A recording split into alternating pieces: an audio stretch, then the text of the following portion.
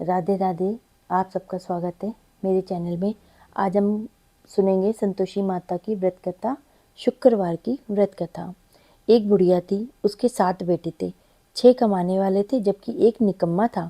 बुढ़िया 6 बेटे की रसोई बनाती थी, भोजन कराती और उनसे जो भी कुछ जूठन बचती वो 7वें को खिला देती थी। एक दिन 7वां बेटा अपनी पत्नी से बोला, देखो मेरी माँ को मुझसे कितना प्रेम है। तो उसकी पत्नी बोली, क्यों नहीं, सबका जूठन जो तुम्हें खिलाती है। तो वह बोला, ऐसा नहीं हो सकता, मैं जब तक आंखों से देख ना लूं मैं बात नहीं मानूंगा। तो बहू ने हंस के बोला, देख लोगे तब मान जाओगे। कुछ दिन के बाद त्योहार आया। घर में 7 प्रकार के भोजन, चूरमे के लड्डू बने। वह ये देखने के लिए कि मेरी बीवी ने मुझसे सच बोला है, सिर को उसने चुन्नी से ढक लिया और बहाना करके पतला सा रस्त अपने सिर पे डाल के चुन्नी से डाल के वो रसोई घर में सो गया। वह कपड़े में से सब देख रहा था। 6 भाई भोजन करने आए। उसने देखा माँ ने उसके लिए सुंदर आसन बिछा के नाना प्रकार की रसोई परोसी और आग्रह करके उन्हें जमाया। वह देखता रहा।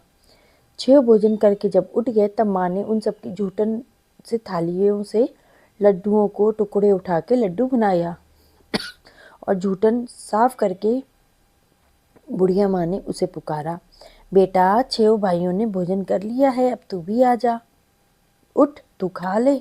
जूठन साफ करके बुढ़िया ने जब उसको बुलाया तो वह बोला, माँ मुझे भोजन नहीं करना है, मैं परदेश जा रहा हूँ। तो माँ ने कहा, कल जाता है, आज चल जा। तो वह बोला, हाँ मैं आज ही जा रहा हूँ। यह कह के वह घर से निकल गया। 7वें बेटे का परदेश जाना बहुत ही ज़्यादा दुखदायी हुआ। चलते समय उसकी पत्नी को उसको याद आ गई। वह गौशाला में कंडे थाप रही थी। वहाँ जाके बोला, हम जावें परदेस आवेंगे कुछ काल, तुम रहियो संतोष से धर्म आपनो पाल। तो वह बोली, जाओ पिया आनंद से, हमारो सोच हटाए, राम भरोसे हम रहे, ईश्वर तुम्हें सहाय। 2 निशानी आपन देख, धरु में धीर, सुधीमती हमारी, बसरियो रखियो मन गंभीर। तो वह बोला, मेरे पास तो कुछ भी नहीं है, ये अंगूठी है, सो तू ये ले ले और अपनी कोई निशानी मुझे दे दे। तो वह बोली, मेरे पास तो कुछ भी नहीं है, ये गोबर भरा हाथ है बस मेरे पास। ये कह के उसकी पत्नी ने उसकी पीठ पे गोबर के हाथ की थाप मार दी और वह चल दिया। चलते चलते वह दूर देश पहुंच गया। वहाँ पे एक साहूकार की दुकान थी। वहाँ जाके कहने लगा, भाई मुझे नौकरी पे रख लो। साहूकार को जरूरत थी तो वह बोला, रह जा। लड़के ने पूछा, तनख्वाह क्या दोगे। साहूकार ने कहा, काम देख के ही दाम मिलेंगे। साहूकार की नौकरी मिल गई। वह सुबह 7 बजे उठ के 10 बजे तक नौकरी बजाने लग गया और कुछ दुकानों में दिनों तक वह दुकान का सारा लेन देन, हिसाब किताब, ग्राहकों को माल बेचना, सारा काम करना लग गया। साहूकार के 7-8 नौकर थे। वे सब चक्कर खाने लग गए कि यह तो बहुत होशियार बन गया है। सेठ ने भी जब काम देखा तो 3 महीने में ही उसको आधे मुनाफे का हिस्सेदार बना दिया और कुछ ही वर्षों में नामी सेठ बन गया और मालिक सारा कारोबार उस पर छोड़ के चला गया। इधर उसकी पत्नी को सास ससुर दुख देने लगे, सारी गृहस्थी का काम कराने लग गए, उसे लकड़ी लेने जंगल भेज देते। इस बीच घर के आटे से जो भूसी निकलती उसकी रोटी बना के देते, फूटे हुए नारियल की नारेली में पानी देते। एक दिन लकड़ी लेने जा रही थी तो रास्ते में बहुत सारी स्त्रियां संतोषी माता का व्रत करती दिखाई दी। वह वहाँ खड़ी होकर कथा सुनने लगी और पूछा कि बहनों, तुम लोग किस देवता का व्रत करती हो और इससे क्या फल प्राप्त होता है। यदि मुझे इस व्रत का विधान मुझे भी समझाओ तो मैं तुम लोग का एहसान मानूंगी। तो उसमें से एक स्त्री ने बोला, सुनो, ये संतोषी माता का व्रत है, इसको करने से निर्धनता दरिद्रता का नाश होता है और जो कुछ मन में कामना हो तब संतोषी माता उसको पूर्ण करती हैं। और व्रत की विधि वो उनसे पूछने लग गई। तो एक भक्त स्त्री ने बोला, 1.25 आने का गुड़ चना लेना, इच्छा हो तो 5.25 आने का लेना या 1.25 रुपए का सहूलियत के अनुसार से ले लेना। बिना परेशानी और श्रद्धा व प्रेम से जितना भी बन पड़े सवाया लेना। प्रत्येक शुक्रवार को निराहार रह के कथा सुनना, इसके बीच में क्रम टूटे नहीं, लगातार नियम का पालन करना। सुनने वाला कोई ना मिले तो घी का दीपक जला के उसके आगे या जल के पात्र के सामने रख के कथा को कह देना। जब कार्य सिद्ध ना हो, नियम का पालन करना और कार्य सिद्ध होने पे व्रत का उद्यापन करना और इस प्रकार से तुम्हें फल मिल जाएगा। 3 मास में माता फल पूरा कर देती हैं। यदि किसी के ग्रह खोटे भी हों तो भी माता वर्ष भर में कार्य सिद्ध कर देती हैं। फल सिद्ध होने पर उद्यापन करना चाहिए, बीच में नहीं। उद्यापन में 2.5 सेर आटे का खाजा तथा इसी परिमाण से खीर तथा चने का साग करना। 8 लड़कों को भोजन कराना। जहाँ तक मिले देवर जेठ भाई बंधु के हों, ना मिले तो रिश्तेदारों और पास पड़ोसियों को बुला लेना। उन्हें भोजन करा के यथाशक्ति दक्षिणा देना और माता का नियम पूरा करना। उस दिन घर में खटाई ना खाना। यह सुन के बुढ़िया के लड़के की बहू चल दी। उसने रास्ते में ही सोच लिया। रास्ते में लकड़ी के उसको बोझ को बेच दिया और उस पैसे से गुड़ और चना ले लिया। माता के व्रत की तैयारी करने के लिए आगे चली तो सामने मंदिर देख के पूछने लगी, यह मंदिर किसका है? तो सब कहने लगे, संतोषी माता का मंदिर है। यह सुन के माता के मंदिर में जाके चरणों में लौटने लगी। दीन हो विनती करने लगी, माँ मैं निपट अज्ञानी हूँ, व्रत के कुछ भी नियम नहीं जानती हूँ, मैं दुखी हूँ। हे माता जगत जननी, मेरे दुखों को दूर करो, मैं तेरी शरण में हूँ। माता को दया आ गई। एक शुक्रवार बीता कि दूसरे को ही उसके पति का पत्र आ गया और तीसरे शुक्रवार को उसका भेजा हुआ पैसा आ गया। यह देखकर जेठ जेठानी मुँह सिकोड़ने लग गए। लड़के ताने देने लग गए, काकी के पास पत्र आने लगे हैं, रुपया आने लगा है, अब तो काकी की खातिर बढ़ेगी। बेचारी सफलता को देख के प्रसन्न हो गई और सरलता से कहती, भैया कागज आवे रुपया आवे, हम सबके लिए अच्छा है। ऐसा कहके आंखों में आंसू भर के संतोषी माता के मंदिर में आके मातेश्वरी के चरणों में गिर के रोने लग गई। माँ मैंने तुमसे पैसा कब मांगा था? मुझे पैसों से क्या काम है, मुझे तो अपने सुहाग से काम है, मैं तो अपने स्वामी के दर्शन करना चाहती हूँ। तब माता ने प्रसन्न होकर कहा, जा बेटी तेरा स्वामी आएगा। यह सुन के खुशी से बावली होके घर में जाके काम करने लगी। अब संतोषी माँ विचार करने लगी, इस भोली पुत्री को मैंने कह तो दिया तेरा पति आएगा, लेकिन कैसे? वह तो इसे सपने में याद भी नहीं करता है। उसे याद दिलाने के लिए मुझे ही जाना पड़ेगा। इस तरह माता जी उस बुढ़िया के बेटे के पास स्वप्न में गईं और प्रकट होकर कहने लगी, साहूकार के बेटे सो रहा है या जागता है? तो वो कहने लगा, माता सोता भी नहीं जागता भी नहीं हूँ, कहो क्या आज्ञा है? तो माँ कहने लगी, तेरे घर बार कुछ है कि नहीं? मेरे पास सब कुछ है, माँ बाप है, बहू है, क्या कमी है? तो माँ ने बोला, भोले पुत्र तेरी बहू घोर कष्ट उठा रही है, तेरे माँ बाप उसे परेशानी दे रहे हैं, वह तेरे लिए तरस रही है, तू उसकी सुध ले। तो वह बोला, हाँ माता जी यह तो मुझे मालूम है, परंतु जाऊँ तो कैसे? परदेश की बात है, लेन देन का कोई हिसाब नहीं है, कोई जाने का रास्ता नहीं आता, कैसे चला जाऊँ? तो माँ कहने लगी, मेरी बात मान, सवेरे नहा धो के संतोषी माता का नाम ले, घी का दीपक जला और दंडवत करके दुकान पे जाके बैठ जा। जमा का माल बिक जाएगा, सांझ होते होते धन का भारी ढेर लग जाएगा। अब बुढ़िया की बात मानकर वह नहा धो के संतोषी माता को दंडवत घी का दीपक जला के दुकान पे जाके बैठ गया। थोड़ी देर में देने वाले आने लग गए, रुपया आने लग गया, हिसाब लेने लगे और कोठे में भरे सामान के खरीदार नगद दाम दे के सौदा करने लगे। शाम तक धन का ढेर लग गया। मन में माता का नाम ले चमत्कार देख प्रसन्न होकर वो घर के जाने वाले के लिए तैयारी करने लग गया। उसने गहने खरीदे, कपड़े खरीदे, सामान खरीदा। यहाँ पे काम से निपट के तुरंत घर के लिए रवाना हो गया। उधर उसकी पत्नी जंगल में लकड़ी लेने जाती और लौटते वक्त माता जी के मंदिर में विश्राम करती। वह तो उसके प्रतिदिन रुकने की एक स्थान बन गया था। धूल उड़ती देख के वह माता से पूछती, हे माता यह धूल कैसी उड़ रही है? तो माता कहती, हे पुत्री तेरा पति आ रहा है, अब तू ऐसा कर लकड़ियों के 3 बोझ बना ले और एक को नदी के किनारे रख दे, दूसरे को मंदिर में और तीसरे को सिर पे रख। तेरे पति को लकड़ियों का गट्ठर देख मोह पैदा होगा और वह यहाँ रुकेगा, नाश्ता पानी खा के माँ से मिलने जाएगा। और अब तू लकड़ियों का बोझ उठा के जाना और चौक में गट्ठर लगा के जोर जोर से आवाज़ लगाना, लो सासू जी लकड़ियों का गट्ठर लो, भूसी की रोटी दो, नारियल के खेपड़े में पानी दो, आज मेहमान कौन आया है। माता जी से बहुत अच्छा कह के प्रसन्न होके उसने लकड़ियों के 3 गट्ठर बनाए। एक को नदी के किनारे पे रख दिया, एक को माता जी के मंदिर पे रख दिया। इतने में मुसाफिर आ पहुंचा। सूखी लकड़ियां देख के उसकी इच्छा उत्पन्न हुई कि हम यहीं पे विश्राम कर लें, भोजन बना के खा पी के गांव जाएं। इसी तरह रुक के भोजन बना, विश्राम करके गांव को गया। सबसे प्रेम से मिला और उसी समय सिर पे लकड़ी का गट्ठर लिए वह उतावली सी आती है। लकड़ियों का भारी बोझ आंगन में डाल के जोर से 3 आवाज़ देती है, लो सासू जी लकड़ियों का गट्ठर लो, भूसी की रोटी दो, आज मेहमान कौन आया है।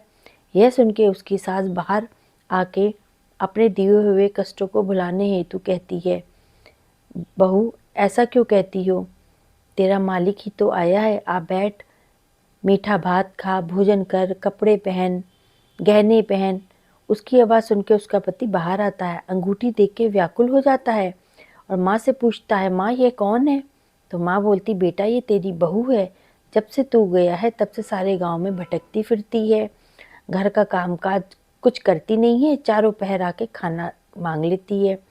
वह बोला, ठीक है माँ, मैं इसे भी देखा और तुम्हें भी देख लिया, अब दूसरे घर की चाबी दो, मैं उसी में रहूँगा। माँ बोली, ठीक है जैसी तेरी मर्जी। तब वह दूसरे मकान की तीसरी मंजिल का कमरा खोल के सारा सामान जमा के रहने लग गया। एक दिन में राजा के महल जैसा ठाट-बाट बन गया। अब क्या था, बहुत सुख भोगने लगी। इतने में शुक्रवार आया। शुक्रवार व्रत के उद्यापन में भूल हो गई। उसके पति ने उससे कहा, माँ संतोषी के व्रत का उद्यापन करना है। जब उसके पति ने सुना तो वो खुशी से बोला, वह उद्यापन की तैयारी करने लगा। जेठानी के लड़कों को उसने भोजन के लिए कहने गई। उन्होंने मंजूर किया, परंतु पीछे से जेठानी ने अपने बच्चों को सिखा दिया, देखो भोजन के समय खटाई मांगना, जिससे कि इसका उद्यापन पूरा ना हो पाए।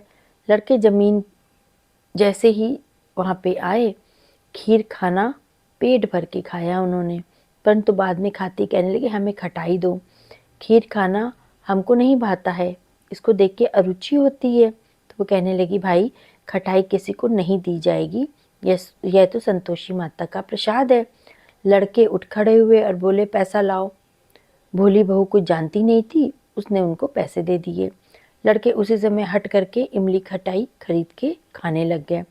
यह देख के बहू पे माता जी ने कोप किया। राजा के दूत और उसके पति को पकड़ के ले गए। जेठ जेठानी मन माने वचन कहने लग गए, लूट लूट के धन इकट्ठा करके लाया है, अब सब मालूम पड़ जाएगा जब जेल की मार खाएगा। बहू से ये सब सहन नहीं हुआ। रोते हुई माता जी के मंदिर गई और कहने लगी, हे माता, तुमने ये क्या किया, हंसाकर अब भक्तों को रुला रही हो। तो माता बोली, बेटी तूने उद्यापन करके मेरा व्रत भंग किया है। तो कहने लगी, माता मैंने कुछ अपराध किया है, तो मैंने तो भूल से लड़कों बच्चों को पैसे दिए थे, मुझे क्षमा करो, मैं फिर से तुम्हारा उद्यापन करूंगी। तो माता ने बोला, अब भूल मत करना, सब कुछ सही से करना।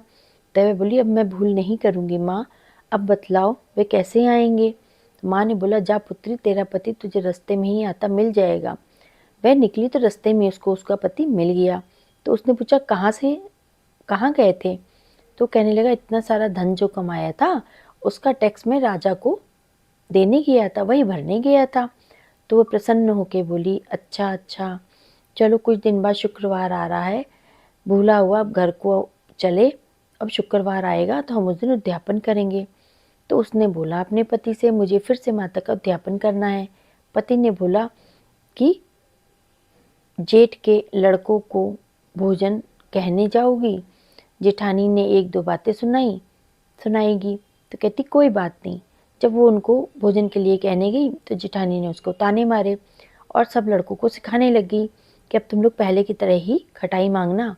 लड़के भोजन करने से पहले कहने लगे, हमें खीर नहीं खानी है, हमारा जी बिगड़ जाता है, हमें खटाई खाने को दो। तो वह बोली, खटाई किसी को नहीं मिलेगी, आना है तो आओ। फिर वे ब्राह्मण के लड़के को जाके भोजन कराने लगी। यथाशक्ति दक्षिणा की जगह एक एक फल उन्हें दे दिया। संतोषी माता प्रसन्न हो गई। माता की कृपा होते ही 9वें महीने में ही उसको चंद्रमा के समान पुत्र की प्राप्ति हुई। पुत्र को पाके प्रतिदिन माता के मंदिर को जाने लगी और यह रोज आती है। माता ने सोचा कि ये तो रोज मंदिर आती है, आज क्यों ना मैं इसके घर चलूं। यह विचार करके माता ने खूब भयानक सा रूप बनाया। गुड़ चने से सना हुआ मुख, ऊपर से सून के समान होंठ, उस पे मक्खियां भिनभिना रही थी। दहली पे पैर रखते उसकी सास चिल्लाई, देखो रे कोई चुड़ैल डाइन आ गई है, चली आ रही है, लड़कों इसे भगाओ नहीं तो किसी को खा जाएगी। और लड़के भगाने लगे, चिल्ला चिल्ला के खिड़की बंद करने लगे। बहू रोशनदान से सब कुछ देख रही थी, प्रसन्नता से पागल हो गई, चिल्लाने लगी, आज मेरी माता जी मेरे घर आई हैं। वह बच्चे को दूध पीने से हटाती है और इतने में सास का क्रोध फट जाता है। वो बोली, क्यों तावली हुई है, बच्चे को पटक दिया। इतने में माँ के प्रताप से लड़के नजर आने लगे। वह बोली, माँ, मैं जिसका व्रत करती हूँ ये वही संतोषी माता है।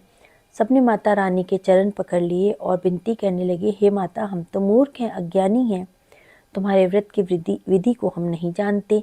व्रत को भंग करके हमने बहुत बड़ा अपराध किया है।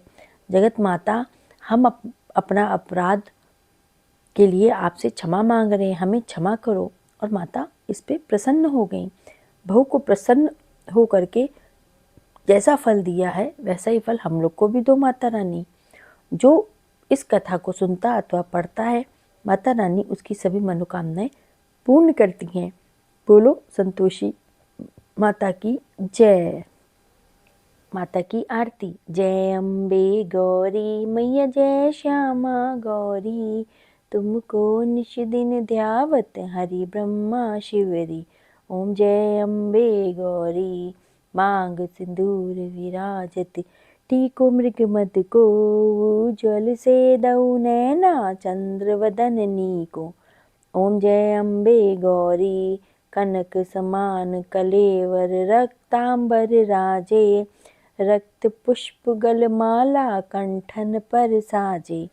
ओम जय अम्बे गौरी, के हरिवाहन राजत, खड़क खपर धारी, सुर नर मुनि जनत सेवत, तिनके दुख हारी। ओम जय अम्बे गौरी, कानन कुंडल शोभित, नासाग्रे मोती, कोटिक चंद्र दिवाकर, समराजत ज्योति।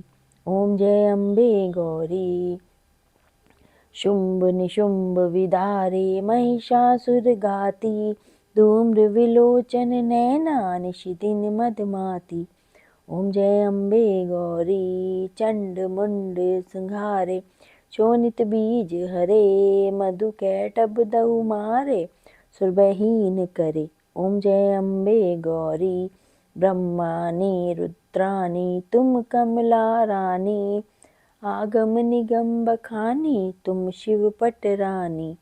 ओम जय अम्बे गौरी, 64 योग निगावत, नित्य करत भैरो, बाजत ताल मृदंगा और बाजत डमरू। ओम जय अम्बे गौरी, तुम ही जग की माता, तुम ही हो भरता, भक्तन की दुख हरता, सुख संपत्ति करता। ओम जय अम्बे गौरी, भुजाचार अति शोभित, वर मुद्राधारी, मनवांचित फल पावत, सेवत नर नारी। ओम जय अम्बे गौरी, कंचन थाल विराजत, अगर कपूर बाती, श्रीमाल के तुम्हें राजत, कोटि रतन ज्योति। ओम जय अम्बे गौरी, श्री अम्बे जी की आरती, जो कोई नर गावे, कहत शिवानंद स्वामी, सुख संपत्ति पावे। ओम जय अम्बे गौरी, जय अम्बे गौरी मैया, जय श्यामा गौरी, जय अम्बे गौरी। जय माता दी।